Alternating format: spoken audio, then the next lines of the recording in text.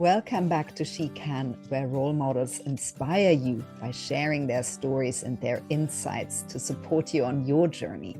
And I'm very, very excited to talk to Stacey Hettes today. Stacey, welcome to SHECAN. You're a professor in biology and neuroscience at Wofford College in Spartanburg, South Carolina. And you're also the author of Dispatches from the Couch, a neuroscientist and her therapist conspire to reboot her brain.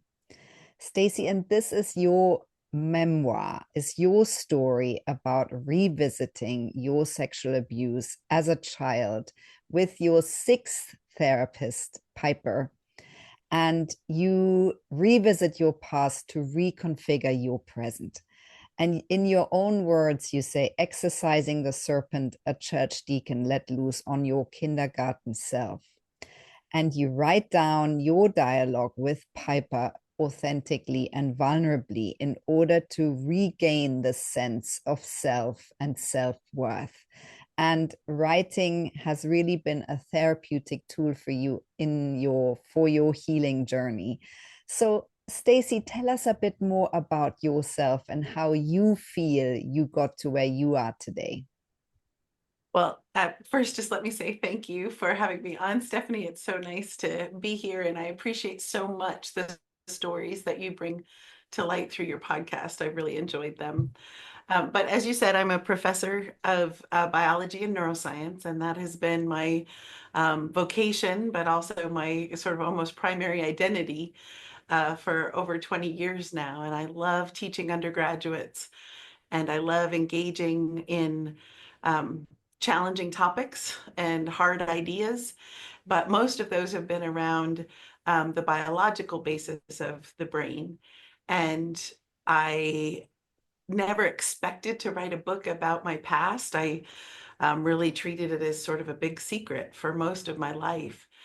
And when my two worlds collided, my past and my life as a professor, that's where this story really emerged. And so the story I tell today is that I never expected to write a book for a general audience, and certainly never expected to write this one.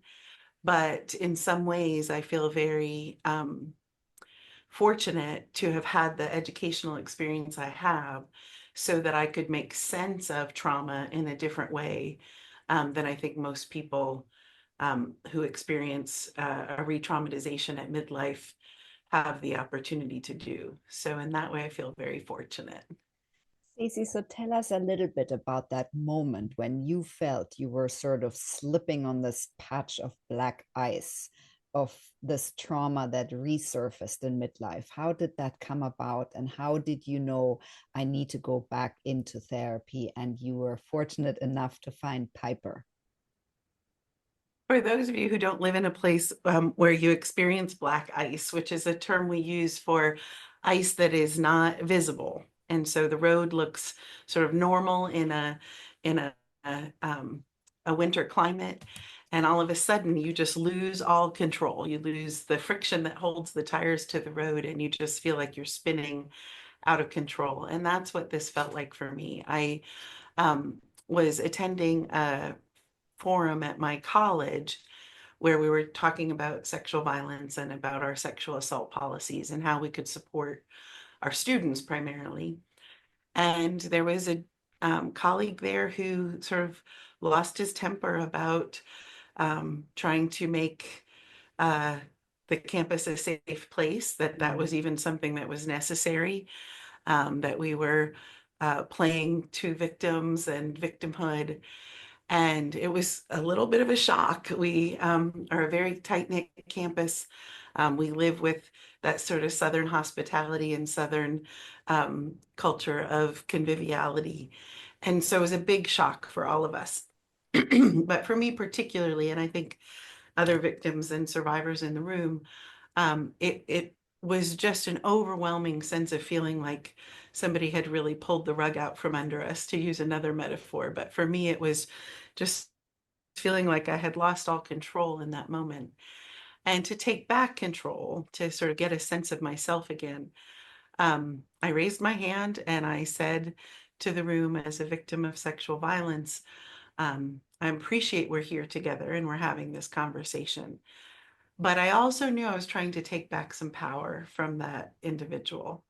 And so it did help us get through that space and to the other side of that conversation and out of the room. But the aftermath of it was just absolutely reawakening my childhood experiences, which I had, as you mentioned, Piper is my sixth therapist. So I had worked with 5 other therapists throughout my uh, adolescence and into my 20s to try and overcome those experiences, and really had thought I had. I thought I was living my best life. I thought all of that was behind me, but it became very much reawakened almost instantaneously. Mm. And so I very quickly knew I needed to get back into therapy. Yeah. Stacey, I want to quote someone who gave a review of your book, Tessa Fontaine, and she says, tender, thought-provoking, and difficult, Hetty's story dances razor-thin territory of what we forget and what we remember and who we become in the remaking of our stories, which I think is a beautiful comment about your book. Tell us a bit more about how you got onto writing things down. What kind of, when you thought I'm onto something, this is actually enhancing my healing journey and this is enhancing my therapy with Piper, and when did you think this is actually a book? And then we're going to talk about who this book is for. It was not right away. I had worked with my therapist for probably about 10 months, and we had occasionally used writing as a tool. She would give me a prompt and say, I want you to write about this, or I want you to write a letter to me about this. Because sometimes conversations need to dive deeper than we can in those 50-minute therapy sessions. And so that was a way that she was encouraging me to dive deeper and really work through my thoughts and work out my thoughts. I'm not a big journaler or a diary keeper, but I do that on occasion. But I was at a time when I was on sabbatical, and it was my first sabbatical in 18 years. So I went from a very busy um, life of being a teaching professor to having my structure just completely fall apart. Well, really fall away. I didn't have structure anymore.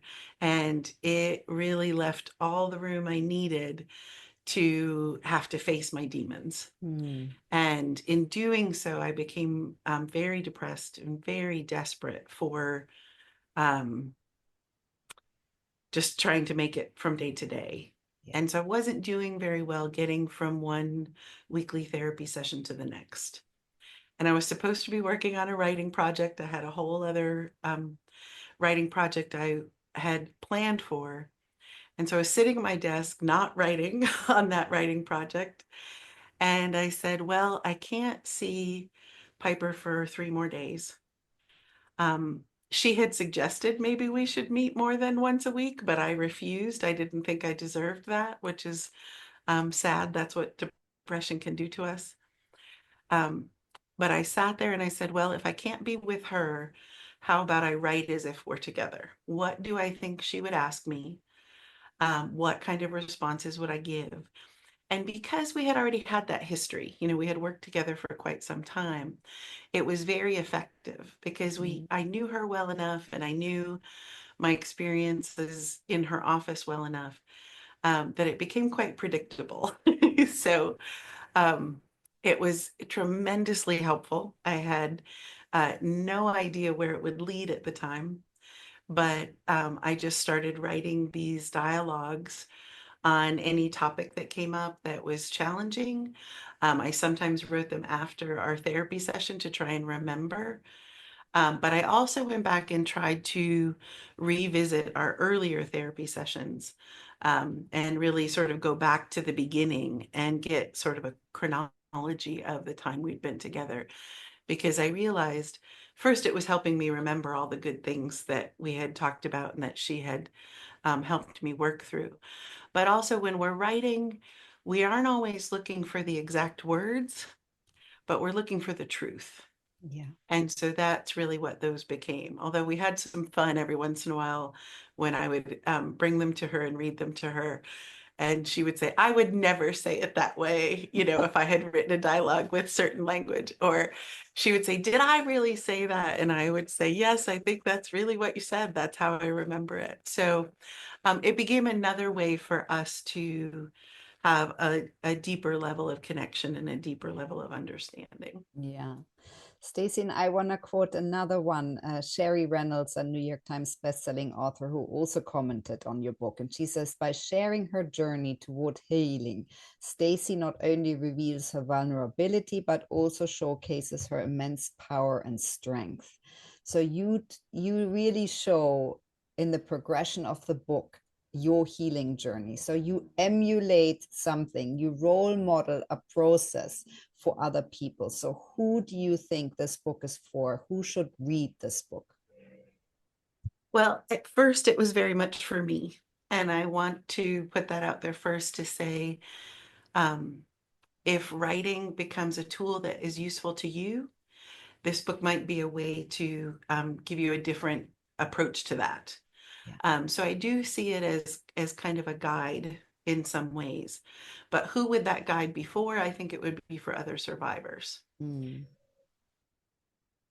But I also had in mind that there was a chance for me to tell my story in such a way that it might help others who have uh, partners or spouses or have family members who were struggling to understand what sexual violence had done to them, whether it was childhood sexual abuse, like I experienced, sexual assault in early adulthood, or a very recent sexual assault. And so I do think that it has the opportunity to become a space where um, loved ones can read it together and then talk to each other and say, was this what you experienced? On the part of the loved ones asking the survivor, or for their survivor to be able to say, when I can't get out of bed, this is what's going on in my mind too.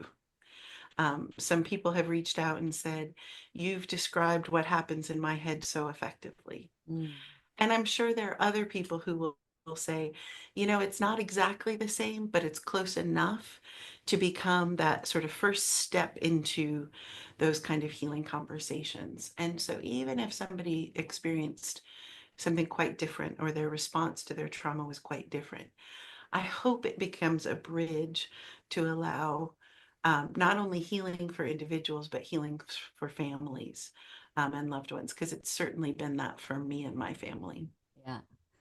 Stacey, and I would almost go as far as saying any trauma, right? People who go through a traumatic experience and are on the healing journey. This is a beautiful example of someone who can role model to have done that. And it's an ongoing journey. And I know it's an ongoing journey for you, but um, I would love to talk about, there is a beautiful, very powerful piece in your book where you write down the 42 reasons the snakes in your brain want you to believe Mr. J, who you call the abuser, did what he did. And there's 42 reasons. No one liked me, no one wanted me around, I wanted attention, I was affectionate, I was gullible, etc., etc., etc. 42 of those. And then there's Piper's list of reasons. I was female, he was able to gain access to me. And that to me is a really powerful, manifestation of how we often think about those experiences as having blame. We blame ourselves. There's a lot of shame. We have all these crazy thoughts of why things happen when they are so black and white for somebody else, especially the therapist. Do you want to talk us through how you got through that and how you now came out on the other end, taking away many of these 42 reasons, I'm sure? Yes. Stephanie, I'm so glad you brought that section of the book up, because it really was a pivotal moment in my therapy journey, but also I think in the story of the book, Mm. because I had the knowledge as a neuroscientist of how the brain works and how trauma affects the brain. It's not my area of research, but I know a lot about it.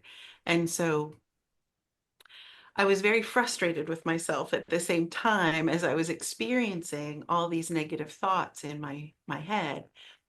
And Piper would try and remind me of that every once in a while. She would describe them as intrusive thoughts. My writing coach calls it your inner critic. But I knew cognitively, I knew on a more academic level that my brain was having this response to trauma and trying to keep me safe. Mm, And when people become the thing that's dangerous, what your brain is going to do is try and isolate you. And if it has to convince you that you are unworthy of being around people, that you are unlikable to keep you safe, then that's the strategy it's going to take. And that's certainly the strategy my brain took. yeah, And so that shame and blame becomes so prevalent because it's a way to isolate you and keep you separate. yeah, And I believe the reason our brains do that is to try and keep us safe, because that trauma response is a response to what we perceive as danger, or in yeah, fact is real danger. yeah. Um, and so cutting through all that just cacophony of horrible messages my brain was sending to me, I know Piper had tried other ways to do that too, asking me questions, stating things like, is there any other way we could look at this memory and see if we're misinterpreting it? And Mm, then finally, it just came down to, okay, let's make the lists and we'll compare our lists. And she let me go on, and I was so proud of my list. And I tried to be, a little bit funny. I tried to be a little bit um, literary with it. And then I finished, and she looked at me and she said, the two reasons you stated: you were female, and he had access to you. And it was as if somebody had just taken all of that noise and mm, silenced it in an instant. And I just remembered the five therapists before who tried to tell me the same thing. I remembered what life was like before this re traumatization had happened. And my eyes opened and I said, oh my goodness, you're absolutely right.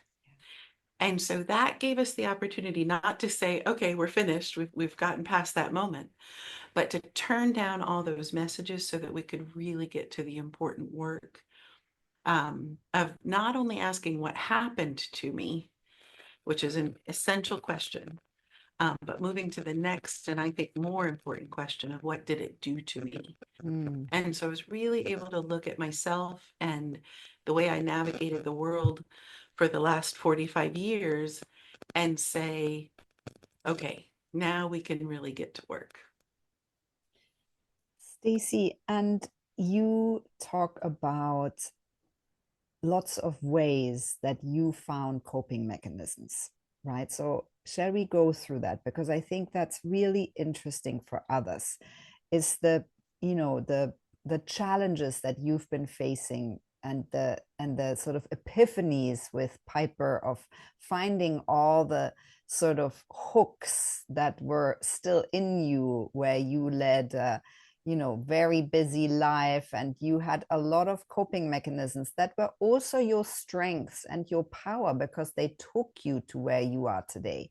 But in this book you go through them so beautifully and you really explore them and you understand now what they all are. And I think that's very, very helpful for all of us, even people who haven't had that kind of trauma. We all have some kind of trauma. And I must say that this list and those reasons really resonated with me and it really made me think.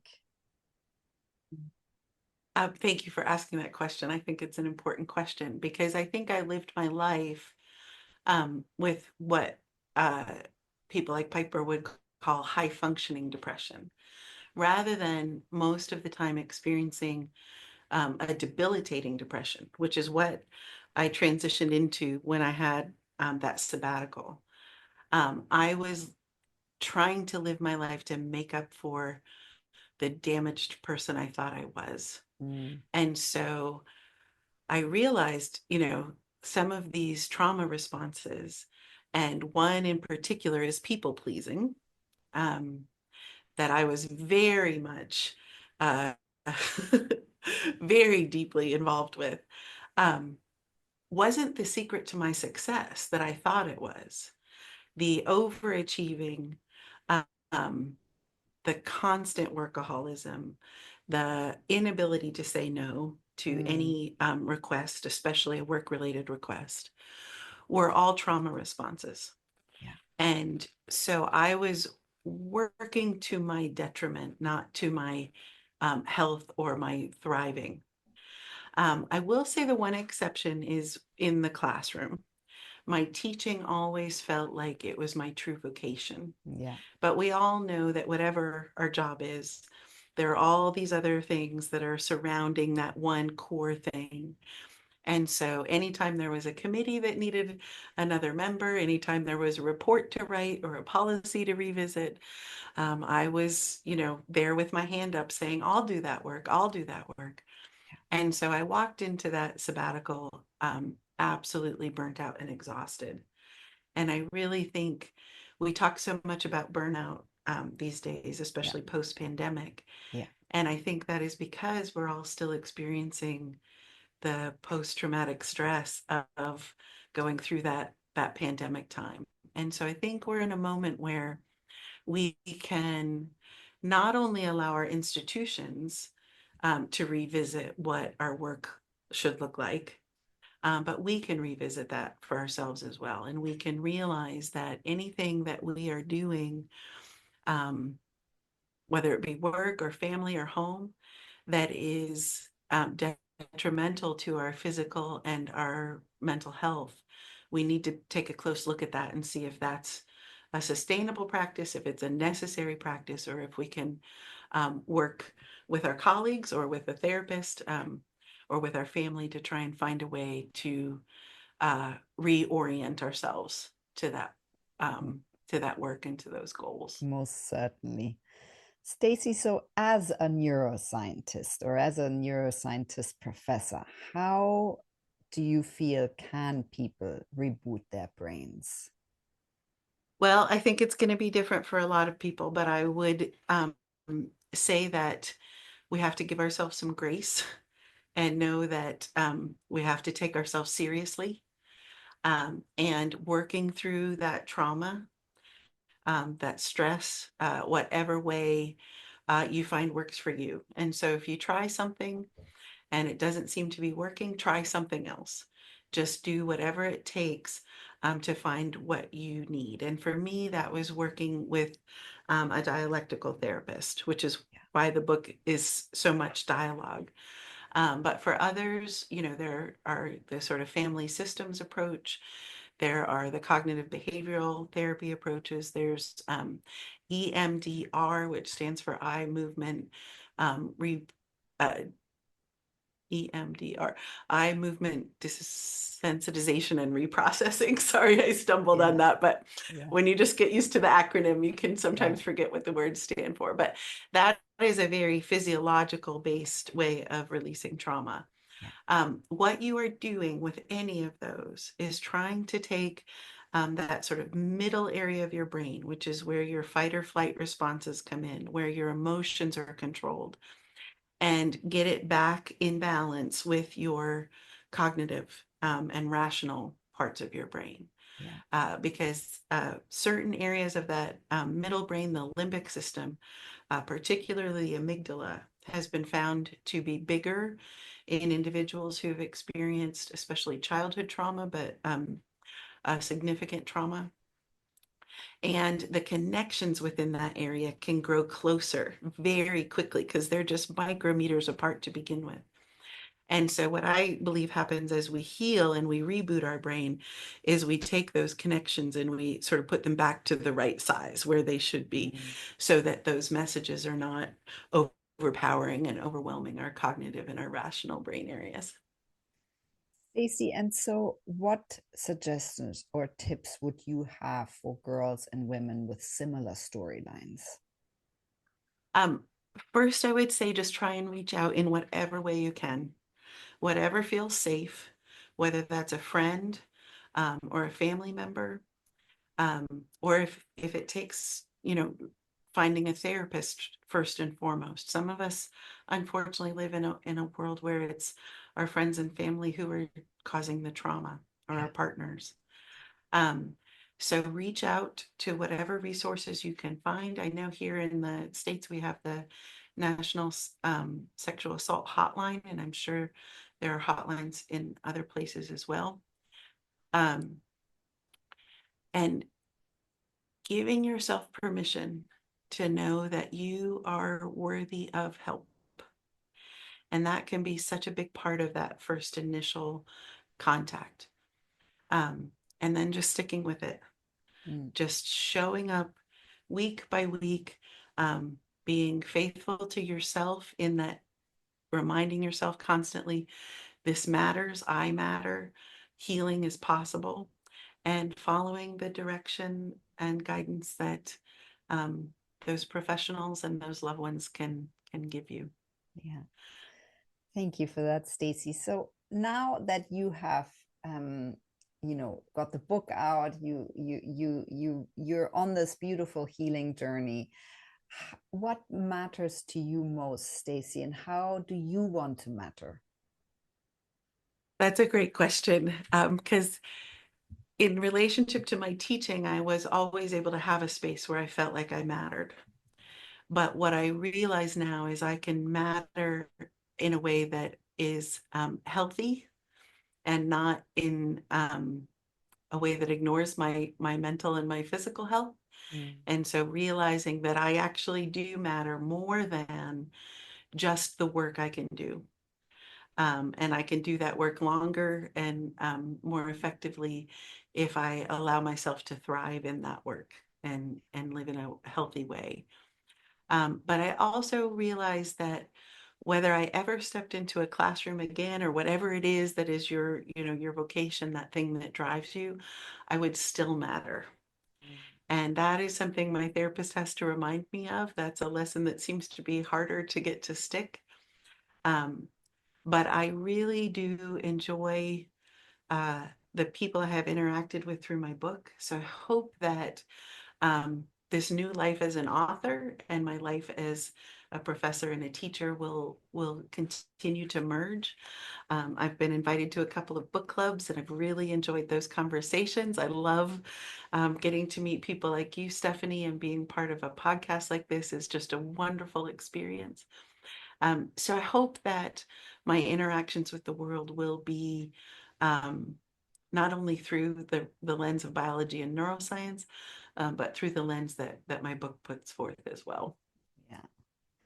Stacey, so what are your plans and goals? What do the next years look like for me? What do you have sort of coming up? Well, people have asked me that question, and I feel like I'm still trying to just take in that the book is out there in the world. But looking ahead, there are really two stories in the book. One of a coach in adolescence, and also the spiritual trauma that I experienced, that I really didn't focus on Mm. in this book. And so Yeah. there may be more books to come.